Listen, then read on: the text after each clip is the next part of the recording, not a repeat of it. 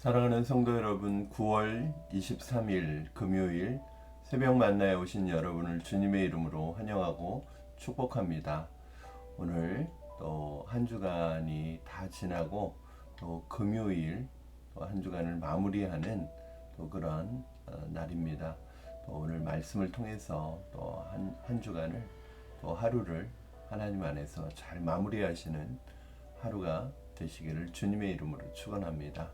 오늘 우리에게 주시는 하나님의 말씀 보겠습니다. 말씀은 사사기 6장 11절부터 18절 말씀까지입니다. 사사기 6장 11절부터 18절까지 말씀 제가 여러분에게 봉독해 드리겠습니다. 여호와의 사자가 아비에셀 사람 요아스에게 속한 오브라에 이르러 상수리 나무 아래에 앉으니라. 마침 요아스의 아들 기드온이 미디안 사람에게 알리지 아니하려 하여 밀을 포도주 틀에서 타작하더니 여호와의 사자가 기드온에게 나타나 이르되 큰 용사여 여호와께서 너와 함께 계시도다 하매 기드온이 그에게 대답하되 오 나의 주여 여호와께서 우리와 함께 계시면 어찌하여 이 모든 일이 우리에게 일어났나이까. 또 우리 조상들이 일찍이 우리에게 이르기를 여호와께서 우리를 애굽에서 올라오게 하신 것이 아니냐 한 그 모든 이적이 어디 있나이까. 이제 여호와께서 우리를 버리사 미디안의 손에 우리를 넘겨주셨나이다 하니 여호와께서 그를 향하여 이르시되 너는 가서 이 너의 힘으로 이스라엘을 미디안의 손에서 구원하라. 내가 너를 보낸 것이 아니냐 하시니라. 그러나 기드온이 그에게 대답하되 오 주여 내가 무엇으로 이스라엘을 구원하리이까. 보소서 나의 집은 므낫세 중에 극히 약하고 나는 내 아버지 집에서 가장 작은 자니이다 하니 여호와께서 그에게 이르시되 내가 반드시 너와 함께 하리니 내가 미디안 사람 치기를 한 사람을 치듯 하리라 하시니라. 기드온이 그에게 대답하되 만일 내가 주께 은혜를 얻었사오면 나와 말씀하신 이가 주 되시는 표징을 내게 보이소서. 내가 예물을 가지고 다시 주께로 와서 그것을 주 앞에 드리기까지 이곳을 떠나지 마시기를 원하나이다 하니 그가 이르되 내가 너 돌아올 때까지 머무르리라 하니라. 아멘. 사랑하는 성도 여러분, 하나님의 부르심에는 두 가지의 부르심이 있습니다. 첫 번째 부르심은 구원으로의 부르심이 있습니다. 구원으로의 부르심과 또 하나의 부르심은 사역으로의 부르심이, 이 두 가지 부르심이 있습니다. 사실 우리가 구원으로 부르심에 응답할 때 우리는 하나님의 백성이 되고 예수 그리스도의 제자가 되는 놀라운 은혜를 경험하게 됩니다. 사실은 구원으로의 부르심은 우리에게 있어서 큰 은혜의 부르심이고 또 굉장히 기쁨과 달콤함과 은혜와 감격이 일어나는 부르심입니다.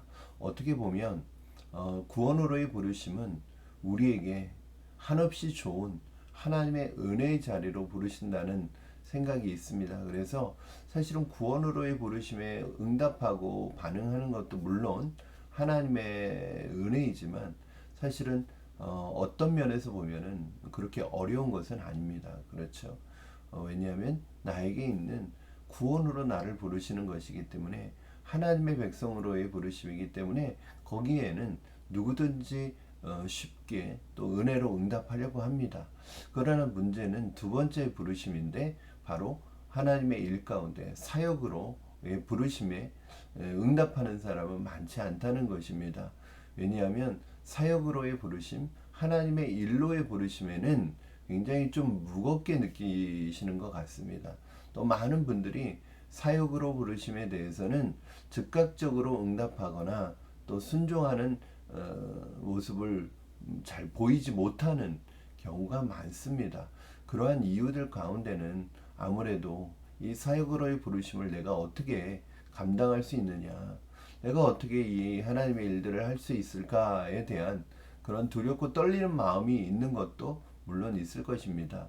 그러나 대부분은 내가 좋은 것은 내게 유익한 것은 쉽게 취하지만 내가 어렵고 힘들다고 느끼는 것에 대해서는 쉽게 가려는 모습이 있기 때문이 아닌가 생각합니다. 신앙생활도 쉽게 하고 싶은 거죠. 신앙생활을 하면서도 우리는 좀 편한 길을 가고 싶은 것이 사람의 마음속에는 누구나 다 있을 것입니다. 그렇기 때문에 사역으로의 부르심에 대해서는 쉽게 응답하지 못하는 것을 우리는 종종 보게 됩니다. 그러나 우리가 구원으로의 부르심에 응답할 때 하나님의 백성이요 예수 그리스도의 제자가 되는 은혜를 누리듯이 두 번째 사역으로의 부르심에 응답하게 될 때 하나님의 기적과 역사를 체험하는 사명자의 은혜를 누리게 된다는 사실을 우리는 오늘 좀 기억해야 될 필요가 있습니다. 오늘 본문은 어제 본문에 이어서 하나님께서 평범했던 기도원을 이스라엘의 사사로 부르시는 내용입니다.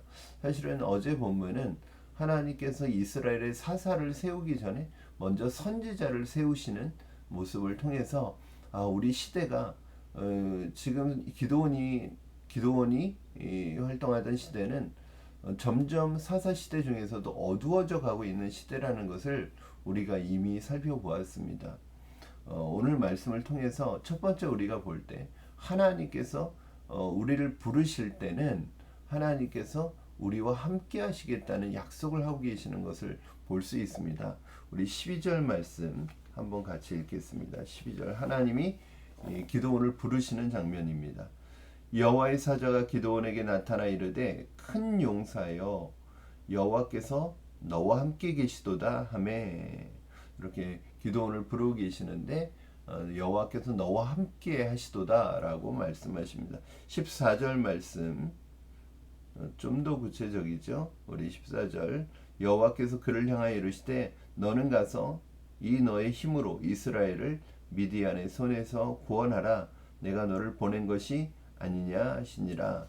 그러니까 조금 더 구체화되죠. 즉 큰 용사요 라고 말씀하셨는데 14절에서는 뭐라고 말씀하시냐면 이 너 손으로 이스라엘을 미디안의 손에서 구원하라 라고 말씀하십니다. 12절에서는 여호와께서 너와 함께 하시도다 라고 말씀하셨는데 14절에서는 여호와께서 너를 보낸 것이 아니냐 이렇게 말씀하고 계십니다. 하나님께서 기드온을 이스라엘을 괴롭히고 있는 미디안에 보내셔서 그들의 손에서 이스라엘을 구원하시는 사사로 세우시는 모습을 볼 수 있습니다. 사사로 부르시고 계시는 거죠. 하나님께서 함께 해주시겠다고 말씀하시고 하나님께서 보내주시겠다고 말씀하십니다.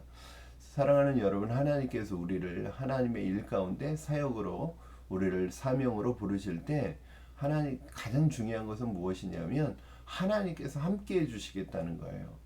하나님은 늘 우리를 부르실 때 우리를 하나님의 일 가운데 초청하실 때 무엇이냐면 이미 하나님이 우리와 함께 해주시고 계시고 하나님이 함께 하시는 일이라면 이것은 사실은 이미 그 결과가 정해져 있는 일을 의미합니다. 하나님께서 함께 해주실 때 그 일에는 그러면 여기 무슨 의미가 있느냐? 사실은 여러분 그렇죠. 하나님 전에도 말씀드렸듯이 하나님은 우리의 도움이 필요하신 분이 아니에요. 우리의 손이 필요하신 분이 아니에요. 하나님은요 자연 그 질서를 통해서도 자연 환경을 통해서도 미디안을 물리치실 수 있고 미디안을 심판하실 수 있고요. 하나님은 그 어떤 방법을 통해서도 하나님이 뜻하시는 일들을 이루실 수 있습니다. 그런데 하나님이 우리를 부르시는 이유는 무엇일까요? 우리의 도움이 필요하고 우리의 손이 필요해서가 아니라 바로 하나님이 행하시는 위대한 일 속에 하나님이 행하시는 위대한 그 역사 속에 하나님의 자녀들인 우리를 동참시켜서 하나님이 행하시는 이 기적의 순간을 함께 맛보고 함께 누리고 하나님을 하나님으로 인정하고 고백하는 그 찬양을 듣기를 원하셔서 우리를 하나님의 일에 동참시키시는 것이죠. 그러므로 우리가 하나님이 부르실 때 여러분 우리가 가져야 될 마음이 있습니다. 그건 뭐냐면 이미 하나님이 우리를 부르신다는 것 자체가 이미 이 일에 대한 승패는 이미 결정이 나 있다는 것입니다. 단지 하나님께서 이 일을 통해서 우리가 경험하기를 원하시는 부분이 있다는 사실을 오늘 말씀에서도 우리는 발견할 수 있습니다. 사랑하는 여러분, 하나님께서 오늘도 자신의 역사하실 일에 우리를 동참시키시고 그 역사를 통해서 그 역사를 우리에게 경험케 하시려는 그 하나님의 부르심 앞에 믿음으로 반응하시기를 바랍니다. 오늘 기도원은 이 하나님의 부르심 앞에 믿음으로 반응했을까요? 우리 한번 살펴보겠습니다. 13절 말씀 같이 읽겠습니다. 기도원이 그에게 대답하되 오 나의 주여 여호와께서 우리와 함께 계시면 어찌하여 이 모든 일이 우리에게 일어났나이까? 또 우리 조상들이 일찍이 우리에게 이르기를 여호와께서 우리를 애굽에서 올라오게 하신 것이 아니냐 한 그 모든 이적이 어디 있나이까? 이제 여호와께서 우리를 버리사 미디안의 손에 우리를 넘겨주셨나이다 하니 이 13절 말씀은 뭐예요? 하나님께서 함께 계시다면 어떻게 우리에게 이런 일이 일어날 수 있느냐? 하나님께서 함께 계시다면 어떻게 자신들에게 이런 일이 일어날 수 있느냐? 우리를 애굽에서 출애굽 시키실 때 보여주셨던 그 이적들이 오늘 다 어디에 있느냐?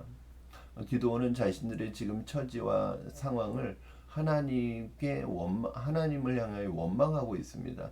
사실은 하나님께서 미디안의 손에 넘겨주신 것은 맞지만 버리신 것이 아니라 버리셨기 때문에 넘겨주신 것이 아니라 하나님께서 구원하시기 위해서 그들을 돌이키게 하시기 위해서 넘겨주셨던 것이죠. 사랑하는 성도 여러분, 우리는 우리에게 주어진 이 현실에 대해서 하나님을 원망해서는 안 됩니다. 사실은 이 모든 일들이 나에게서 온 것이죠. 우리에게서 온 것이죠. 우리가 원인이고 지금 현실은 결과일 수 있습니다. 그런데 우리는 모든 것에 있어서 그 현실 속에 그 상황 속에 하나님이 주시는 메시지를 찾기보다는 하나님을 원망하고 이렇게 된 것에 대해서 하나님의 탓으로 하나님의 책임으로 떠넘기는 그런 사람들도 있을 수 있습니다.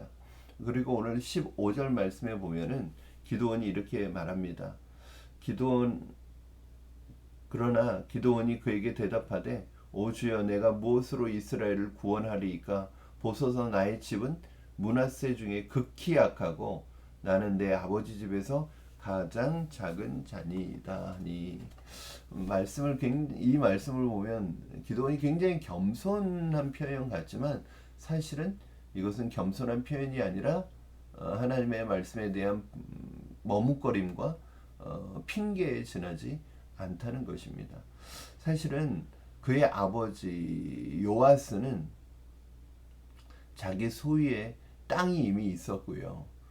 자신의 집에 바알의 제단까지 둘 정도로 그리고 사병을 거느릴 정도로 재력이 있었습니다. 즉 당시에 이 요아스의 가문은 이스라엘 백성들에게 상당한 영향력을 미칠 수 있는 그런 유력한 집안이었다는 사실입니다. 기도원의 말은 사실이라기보다는 변명이요 핑계에 지나지 않습니다. 사랑하는 성도 여러분, 하나님께서 부르실 때 여러분은 어떻게 반응하십니까? 하나님을 신뢰하고 하나님을 의지하고 하나님께 순종하려고 하십니까? 아니면 핑계를 찾으십니까? 그래서 저는 오히려 이것은 능력의 문제가 아니라 태도의 문제라고 생각을 합니다. 감당할 수 있는 힘과 은혜를 하나님께서 주실 줄로 믿습니다. 그러나 순종하지 않으려고 하면은 핑계를 찾게 되는 것이죠. 하나님은 이미 이 요아스의 가문과 기드온의 가문처럼 많은 것을 우리에게 주셨고요. 우리가 그것을 감당할 수 있도록 하나님이 우리에게 은사와 재능과 달란트를 주셨어요. 이미 많은 달란트를 주셨음에도 불구하고 우리는 그것에 대해서 자꾸 변명하는 거죠. 하나님을 의지하지 않고 하나님을 의지하지 않는 사람의 특징은 많은 달란트를 가지고 있으면서도 할 수 없다고 말하고 능력이 없다고 말하고 세상을 이길 수 없다고 말한다는 사실입니다. 많은 것을 가지고 있느냐 없느냐의 문제가 아니라 하나님을 의지하느냐의 문제인 것이죠. 여러분에게 늘 말씀드리는 것이 있습니다. 하고자 하면 하나님이 지혜를 주십니다. 방법을 주십니다. 그러나 안 하려고 하면 핑계가 생기는 거예요. 여러분은 어떻습니까? 하나님께서 여러분을 부르셨다는 것 자체가, 하나님께서 여러분을 그 사역으로 부르신다는 것 자체가 우리가 기억하고 있어야 할 것은 무엇이냐면, 우리 힘으로 할 수 있는 것은 사실은 아무것도 없습니다, 여러분. 그렇기 때문에 하나님을 의지하는 것입니다. 하나님이 우리를 부르실 때 이미 하나님이 우리와 함께 하신다는 것이고, 하나님이 그것을 감당할 수 있는 힘과 지혜와 은혜와 능력을 우리에게 주시고 계시는 거예요. 그러므로 우리가 해야 될 것은 무엇일까요?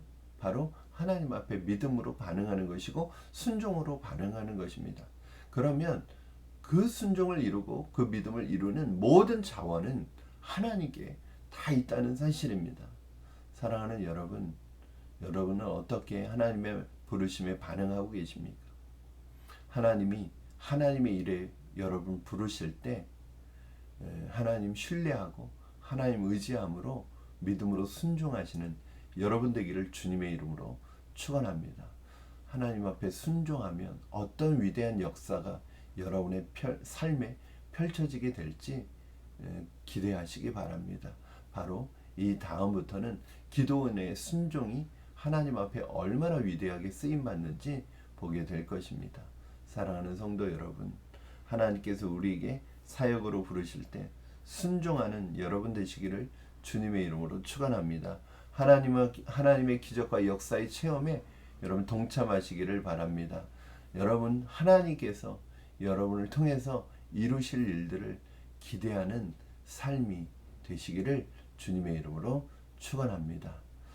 혹시 지금도 하나님의 부르심 앞에 머뭇거리고 있는 분들이 있다면 더 이상 머뭇거리지 마시고 갈등하지 마시고 믿음으로 순종해 보시기를 바랍니다. 하나님의 역사가 여러분을 기다리고 있습니다. 기도하겠습니다. 살아계신 하나님 아버지, 감사합니다. 오늘도 말씀을 통하여 다시 한번 우리에게 순종으로 반응할 것을 알려주시니 감사합니다. 나는 부족하고 연약하지만 하나님이 우리를 부르실 때 이미 하나님이 함께 하시고 하나님이 이 일들 속에 개입하시고 역사하셔서 하나님의 위대한 역사를 보여주실 것을 믿고 기대하는 마음으로 오늘도 믿음으로 순종하오니 하나님 우리의 삶 속에 하나님의 기적과 역사가 체험되게 하여 주시옵소서. 날마다 하나님의 부르심 앞에 순종하는 삶을 살아감으로 말미암아 하나님이 우리를 통해서 이루시는 것을 경험하는 위대한 인생, 아름다운 인생 되도록 축복하여 주시옵소서. 감사하며 예수님의 이름으로 기도드리옵나이다. 아멘.